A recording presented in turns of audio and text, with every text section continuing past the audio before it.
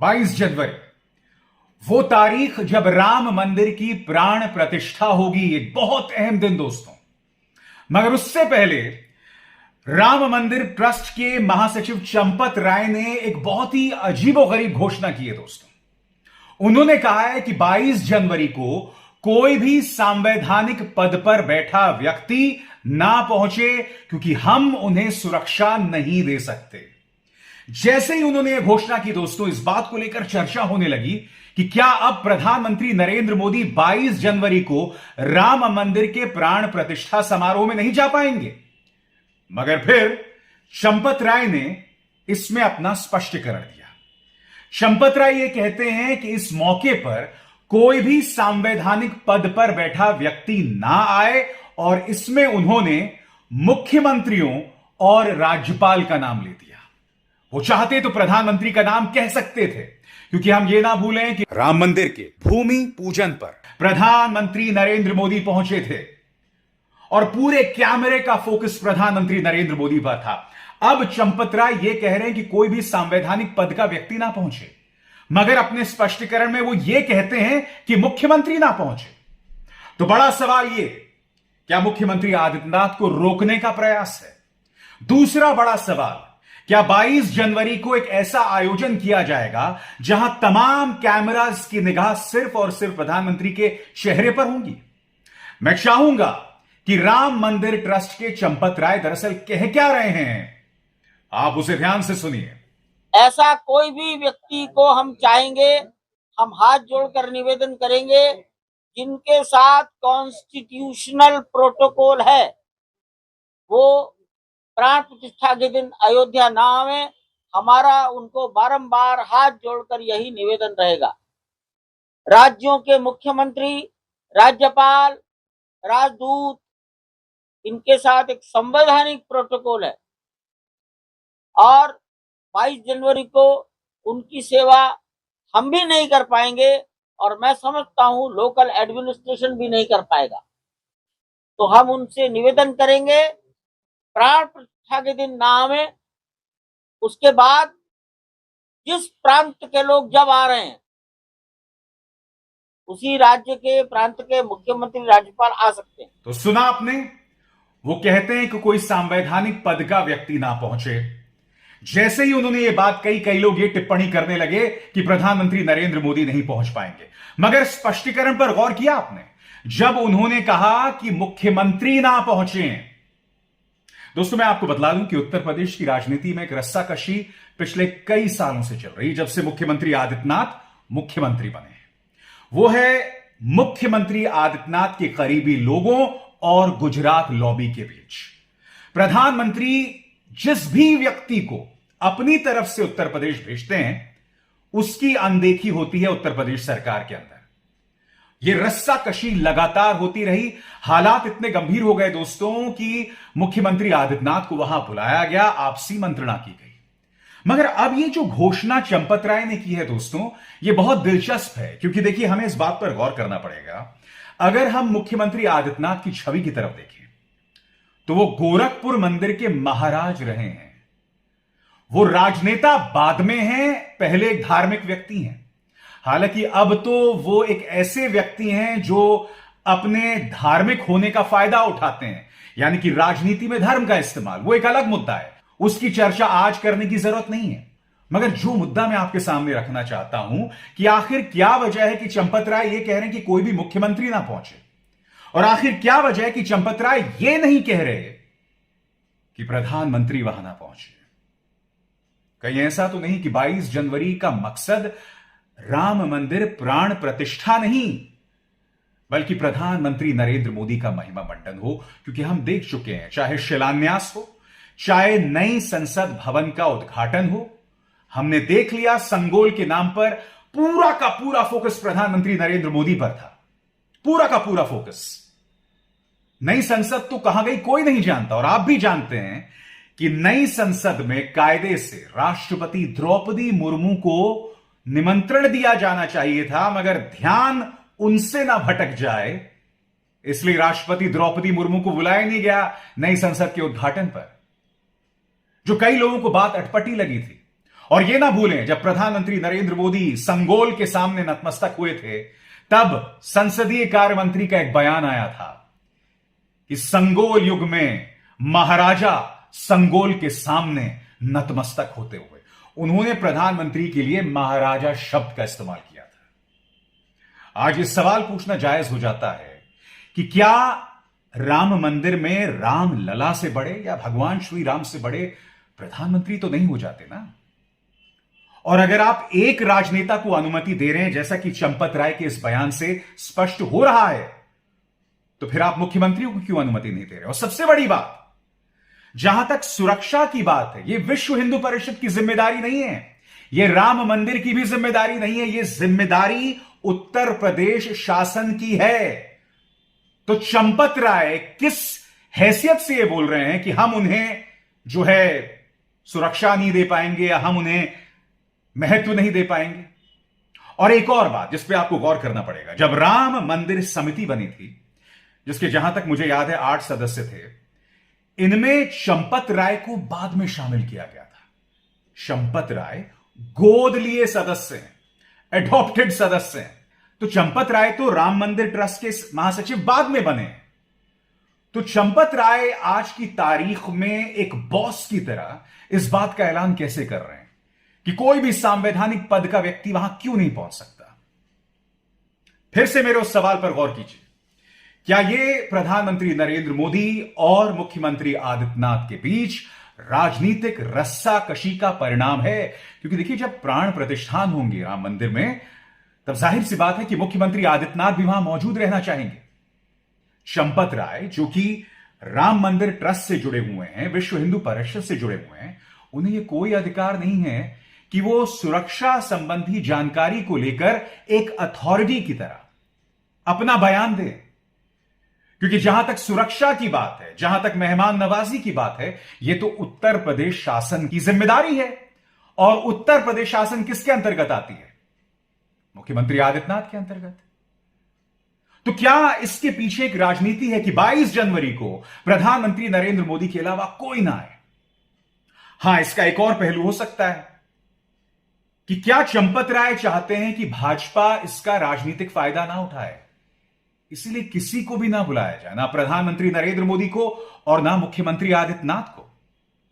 यह अगर सही हुआ तो यह बहुत बड़ी खबर हो जाएगी और यह भाजपा के लिए झटका भी है, क्योंकि भाजपा राम के प्रति उनकी कितनी आस्था है ये तो हम जानते हैं, 90 के दशक से जानते हैं। मगर भाजपा राम का इस्तेमाल करके वोट तो जरूर मांगती रही है। अब अगर राम मंदिर के प्राण प्रतिष्ठा के दौरान भाजपा का कोई नेता, कोई मुख्यमंत्री या प्रधानमंत्री मौजूद ना रहे, जैसा कि चंपत राय कह रहे हैं, हालांकि वो प्रधानमंत्री का नाम नहीं लेते हैं, तो यह भाजपा के लिए झटका होगा। और सबसे बड़ी बात, जैसे मैंने कहा ना, चंपत राय इस वक्त वो हैसियत नहीं रखते हैं कि वो ऐसे मुद्दों पर स्वयं फैसला कर सके। क्योंकि हम ये ना भूलें कि जब राम मंदिर पर फैसला आया था, तब राम मंदिर के आसपास की जमीन को लेकर किस तरह का घोटाला हुआ था, संजय सिंह और समाजवादी पार्टी ने बाकायदा दस्तावेजों के साथ इसका खुलासा किया था। प्रियंका गांधी वाड्रा ने बाकायदा प्रेस कॉन्फ्रेंस करके कुछ सवाल किए थे कि आखिर राम मंदिर के आसपास की जमीन के दाम 10 गुना कैसे बढ़ गए। खरीदा 2 करोड़ में गया, मगर राम मंदिर ट्रस्ट ने उससे करीब 18 करोड़ में खरीद लिया। ये तमाम सवालात थे और भ्रष्टाचार को लेकर आरोप किसी और पर नहीं, चंपत राय पर लगा। मुख्यमंत्री आदित्यनाथ ने उस वक्त घोषणा कर दी कि हम मुद्दे की जांच करेंगे, मगर उन्हीं की सरकार इस मुद्दे की जांच नहीं कर सकती ना। विपक्ष ये लगातार सवाल उठाता रहा कि इसकी जांच सुप्रीम कोर्ट की एक समिति करे या कम से कम हाईकोर्ट की एक समिति करे। वैसा हुआ नहीं। आपको याद है कि नहीं, उसको लेकर मैंने बाकायदा शो भी किया था। यह जो पूरा भ्रष्टाचार का क्या मामला था, एक बार फिर हमें उसकी चर्चा करने की जरूरत है, क्योंकि हमारे श्री राम के नाम पर खिलवाड़ नहीं हो सकता, ना राजनीतिक ना आर्थिक। और अब चंपत राय का यह बयान ढेरों सवाल खड़े कर रहा है और जवाब एक भी नहीं दे रहा है। याद कीजिए, राम मंदिर की जन्मभूमि की आसपास की जमीन को लेकर क्या भ्रष्टाचार को लेकर मामला हुआ था, उस पर मैंने कार्यक्रम किया था। आइए दोबारा उसका यह अंश देखते हैं ताकि आप पूरे मामले को समझ जाएं। देखते हैं। राम मंदिर पर सुप्रीम कोर्ट का फैसला आता है और जैसे ही फैसला आता है उसके आसपास की जो जमीन है उसे खरीदने की होड़ लग जाती है। और यह खरीद कौन रहा होता है? बीजेपी के विधायकों के रिश्तेदार, योगी आदित्यनाथ की सरकार में जो नौकरशाह होते हैं उनके रिश्तेदार। और इससे पहले क्या हुआ था? सिर्फ 5 मिनट में राम मंदिर के आसपास की जमीन जो है वो कई गुना ज्यादा बढ़ जाती है, 2 करोड़ में खरीदी जाती है और फिर राम मंदिर ट्रस्ट जो है उसे 18.5 करोड़ में खरीदता है। ये तमाम मुद्दे हैं, हम इससे बच नहीं सकते हैं। मगर जब जब ये मुद्दे उठाए गए हैं, कहा गया है कि नहीं साहब, आप तो धर्म विरोधी हैं। और बात यहां नहीं रुकती है। कानून के खिलाफ है कि आप दलितों की जमीन नहीं खरीद सकते, मगर उस कानून की भी धज्जियां उड़ाकर वो सब किया गया। और ये वो लोग कर रहे थे जो राम के नाम पर वोट्स हासिल करते हैं, राम के नाम पर राजनीति करते हैं और कई बार राम के नाम पर समाज के अंदर जो है अराजकता फैलाते हैं। मैं आपको बता दूं, विपक्ष ने इस पर करारा हमला बोला है। आज प्रियंका गांधी वाड्रा ने इस मुद्दे पर प्रेस कॉन्फ्रेंस किया और उन्होंने कह दिया कि इस मामले की जांच योगी सरकार नहीं करवा सकती। जैसे कि आप जानते हैं, कल ही योगी आदित्यनाथ सरकार ने इस मामले की जांच के आदेश दे दिए। उन्होंने कहा कि वो मामला है जिसमें योगी आदित्यनाथ सरकार से जुड़े नौकरशाह, उनके अपने विधायक जुड़े हुए हैं, इसलिए इसकी जांच उच्च न्यायालय द्वारा की जानी चाहिए। क्या कह रही है प्रियंका, आप खुद सुनिए। जांच कौन कर रहा है? जिला अधिकारी के लेवल के अधिकारी कर रहे हैं। मतलब जिला अधिकारी के स्तर पर यह जांच हो रही है। राम मंदिर ट्रस्ट को उच्च न्यायालय के आदेश के आधार पर बनाया गया, तो ये जांच भी उच्च न्यायालय द्वारा होनी चाहिए, क्योंकि जिला अधिकारी के स्तर का इंसान मेयर को नहीं जांच सकता। ये तो आप सब अच्छी तरह से जानते हैं। क्या हुआ है कि राम मंदिर के आसपास जितनी भी ज़मीनें हैं उस पर लूट लगी हुई है। भाजपा के जो नेता हैं और अधिक पदाधिकारी हैं और जो सरकारी अधिकारी हैं श्री योगी आदित्यनाथ जी की सरकार के, वो सब लूट में मिले हुए हैं। और ये तो एक ही मिसाल है, सुरजेवाला जी आपको इस पर थोड़ा और बताएंगे। लेकिन वहाँ पे कितनी ज़मीन है, कितने हज़ारों का घोटाला किया गया है, नहीं मालूम। बात यह है कि भगवान राम मर्यादा, नैतिकता के प्रतीक थे, सत्य के पथ पर चलने के लिए तैयार। उन्होंने कितना बड़ा बलिदान दिया, किस लिए? क्योंकि उन्होंने सत्य के पथ पर चलने का उन्होंने निर्णय लिया था। अब उनके नाम पर भी आप भ्रष्टाचार कर रहे हैं। दोस्तों, मैं आपको बतलाना चाहूंगा कि कांग्रेस ने इस मुद्दे पर 5 सवाल देश के सामने रखे हैं। वो सवाल क्या है, एक एक करके मैं आपको बतलाने वाला हूं। प्रधानमंत्री मोदी व मुख्यमंत्री आदित्यनाथ राम मंदिर निर्माण में चंदे की इस लूट पर चुप क्यों हैं? पहला सवाल दोस्तों। दूसरा सवाल, क्या राम मंदिर निर्माण में चंदा चोरी की जांच होगी और क्या दोषियों को सजा मिलेगी? सवाल नंबर 3, क्या राम मंदिर ट्रस्ट के सचिव श्री चंपत राय व ट्रस्टी श्री अनिल मिश्रा की जांच होगी? इसके बाद चौथा सवाल, क्या अयोध्या के भाजपाई मेयर, भाजपाई विधायकों और इनके नेताओं की जांच होगी? और 5वां और आखिरी सवाल आपकी स्क्रीन पर, क्या सुप्रीम कोर्ट राम मंदिर निर्माण में हो रहे चंदे की हेराफेरी का संज्ञान लेगा? अहम सवाल है दोस्तों, होना भी चाहिए, क्योंकि मुद्दा भगवान श्री राम से है। एक ऐसा आंदोलन जो इतने अरसे तक चला, फाइनली उस पर सुप्रीम कोर्ट का फैसला आया। और फिर क्या होता है? जैसे ही सुप्रीम कोर्ट का फैसला आता है, बंदर बांट हो जाती है, होड़ लग जाती है कि उसके आसपास जमीन खरीदी जाए। और जब विपक्ष उस सवाल उठाता है तो कहा जाता है कि साहब आप धर्म विरोधी हैं। आज इस मुद्दे को भी प्रियंका गांधी ने संबोधित किया। उन्होंने कहा कि हम लूट में व्यवधान, लूट में गतिरोध जरूर डालेंगे। क्या कहा उन्होंने, आइए सुनिए। तो मैं कह रही हूं कि हम उनके लूट में विघ्न डाल रहे हैं, कि जो राम मंदिर के लिए जो जनता ने अपनी पूरी आस्था के साथ जो चंदा इकट्ठी कराई, उसको लूट रहे हैं और हम उसमें बाधा डालेंगे, उस लूट में बाधा डालेंगे। मैं आपको बतलाना चाहूंगा इस मुद्दे पर आम आदमी पार्टी भी काफी उग्र है। पार्टी के सांसद संजय सिंह यह मुद्दा उठा रहे हैं। उन्होंने कहा कि अब इस मामले की जांच सुप्रीम कोर्ट द्वारा ही की जानी चाहिए। क्या कह रहे हैं संजय सिंह, खुद सुनिए। आज एक और खुलासा हुआ है कि तत्कालीन जिलाधिकारी अयोध्या अनुज झा के पिता बद्री झा ने भी अयोध्या में जमीन खरीदी है। तो अयोध्या के कमिश्नर के परिवार वाले जमीन खरीदते हैं, अयोध्या के डीएम के पिता जमीन खरीदते हैं, अयोध्या के तमाम अधिकारियों के रिश्तेदार जमीन खरीदते हैं, भारतीय जनता पार्टी के विधायक जमीन खरीदते हैं, भारतीय जनता पार्टी के मेयर जमीन खरीदते हैं। तो जमीन के नाम पे जो जालसाजी चल रही है, जो भ्रष्टाचार चल रहा है, जो चंदा चोरी का खेल अयोध्या में चल रहा है, मैं बार बार कह रहा हूं, प्रभु श्री राम का मंदिर अगर बनवाना है तो उसमें चंदा चोरी और भ्रष्टाचार नहीं होना चाहिए। इन बेईमानों को जेल में डालने के लिए सुप्रीम कोर्ट मॉनिटर्ड एसआईटी से उच्च स्तरीय जांच होनी चाहिए और जो भी इसमें दोषी हैं उनको पकड़ के जेल में डाला जाना चाहिए। मैं आपको यह भी बतलाना चाहूंगा दोस्तों, Sanjay Singh conflict of interest का मुद्दा भी उठा रहे हैं। वो ये कह रहे हैं कि अब तो ये पता चल रहा है कि ताकतवर नौकरशाह, उनके बेटे, उनके पिता या उनके ससुर, उनके साले, ये तमाम लोग जमीन खरीद रहे हैं। लिहाजा योगी आदित्यनाथ सरकार के पास कोई औचित्य नहीं रह जाता है इस मामले की जांच कराने का। संजय सिंह किस तरह से हमलावर हो रहे हैं, सुनिए। प्रयागराज का रहने वाला रोंघई अयोध्या आता है, दलितों से 21 बीघा जमीन खरीदता है और जमीन खरीदने के बाद 10 रुपए के स्टाम्प पर प्रकाश श्रीवास्तव नाम के व्यक्ति जो गाजियाबाद का रहने वाला है उसको दान दे देता है। किस ट्रस्ट के नाम पे? महर्षि रामायण विद्यापीठ ट्रस्ट के नाम पे।